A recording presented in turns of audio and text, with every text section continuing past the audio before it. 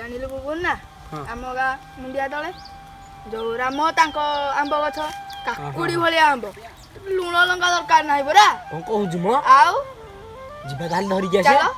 ହଁ କାକୁଡି ତ ହଁ ପାଟିରୁ ଛାଡିବନି ନା ଯିବା ଆଉ କଣ ଆମ୍ବ ସିଧା କରିକି ଆଜି ପଖାଳ ବାଡେଇଦବା ଆଉ। ଆରେ ତୁ ଗୋଟେ ଗଛ ଆଣୁଛି ଏ ଭାଇ ଓ ଭାଇ କଣ କରୁଛ? ଓ ରୁହ ରୁହ ଓ ଭାଇ ଓ ଭାଇ ଆରେ ତମେ ତ ସେଇ ଲୋକ ତମକୁ ପା ସେଦିନ ମନା କରିଥିଲି ଗଛ ଆଣିବନି ବୋଲି ଆଉ ତମେ ମତେ ପୁଣି କଥା ଦେଇଥିଲ ଯେ ଗଛ ଆଣିବନି। ଭାଇ ଗୋଟେ କଥା କହିବି ରାଗିବନି ଧଳା ଛେଳିକୁ କଳା ବୋଦା ତମମାନଙ୍କ କାଠୁରିଆ ହଉଛ ଗୋଟେ ଗୋଟେ ବୋକା ଚୋଦା। ତମେ ବା ସେଦିନ ମନା କରିଥିଲି ହାଣିବନି ବୋଲି ଗଛ ଆଉ କଥା ଦେଇଥିଲ ଆଜି ପୁଣି ସେଇ କାମ କରୁଛ। ଭାଇ ତମକୁ ସିନା ମୁଁ କଥା ହେଇଥିଲି ଗଛ କାଟିବିନି ବୋଲି କିନ୍ତୁ ମୋ ପରିସ୍ଥିତିରେ ପଡି ପୁଣି ଥରେ ଗଛ କାଟିବାକୁ ବାଧ୍ୟ ହେଲି।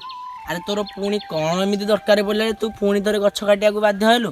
ତାହେଲେ ଭାଇ ଶୁଣ ମୋ ହାତରେ କଣ ଘଟିଛି। ଭାଇ ମୁଁ ଟ୍ୟୁସନ ସ୍କୁଲ ଆଉ ଯିବିନି। ଆରେ କାହିଁକି ଏତେ ରାଗୁଛୁ? କଣ ହେଇଛି କି ତୋର? ଭାଇ ତମେ ତ ପଇସା ଅଧାର କୋଉଠୁ ଆଣୁନ। ତମେ 3 ମାସର ପଇସା ହେଇନି ବୋଲି ଆଜି ସାର୍ ମତେ ସବୁ ପିଲାଙ୍କ ଆଗରେ ବେଇଜ୍ଜତ କଲେ।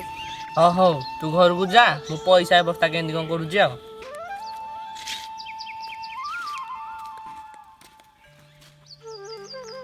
ଆରେ ମୁରଲି ତ ତମ ଘର ଯାକ ଖୋଜି ଖୋଜି ଆସିଲିଣି ତୁ କଣ ଏଠେ ବସିଛୁ? ଭାଇ କଣ କରିବି କହିଲୁ ପଇସା ପତ୍ର ଅଭାବ ବହୁତ ଟିକେ ଦୁଃଖରେ ବସିଛି ଟିକେ ଆଉ କଣ କରିବି ଆଉ। ଆରେ ମୋର ଗୋଟେ ବଡ଼ କାଠଟେ ଦରକାର ଥିଲା ମୋର କିଛି ପଟ୍ଟା କରିବା ସେଇଥିରେ ଦରକାର ଅଛି ଯଦି ମୋତେ ଦେଇପାରିବୁ ମୁଁ ତୋତେ ତା ବଦଳରେ 5,000 ଟଙ୍କା ଦେବି ପାରିବୁ ମୋତେ ଦେଇପାରିବୁ? ଭାଇ ମୁଁ ଯୋଉ କାଠ ହଣାହଣି କାମ କରୁଥିଲି ପୁରା ସେଇଟାକୁ ଛାଡ଼ି ଦେଇଛି। ଟିକେ ଭାବି ଯେମିତି କହ ତୋର ଏମିତିରେ ପଇସା ବହୁତ ଜରୁରୀ ଦରକାର ଅଛି ଆଉ ମୁଁ ତୋତେ 5,000 ଟଙ୍କା ଦେବି କ'ଣ ମୋତେ କାଠ ଆଣିକି ଦେଇପାରିବୁ? ହଉ ଭାଇ ତମେ ତମ ଘରକୁ ଯାଅ ମୁଁ ପରଦିନ ସୁଦ୍ଧା ତମ ଘରେ କାଠ ନେଇ ପହଞ୍ଚେଇ ଦେବି ଆଉ। ଓହୋ ଭାଇ ତାହେଲେ ତମର କଥା ଏମିତି ହେଇଯାଇଛି ନାଇଁ ପରିସ୍ଥିତିରେ ପଡି ସେଇଥିପାଇଁ ତମେ ତାହେଲେ ଗଛ କାଟିଲ। ହଉ ଛାଡ଼ ଯାହା ହେଇଛି ହେଇଛି।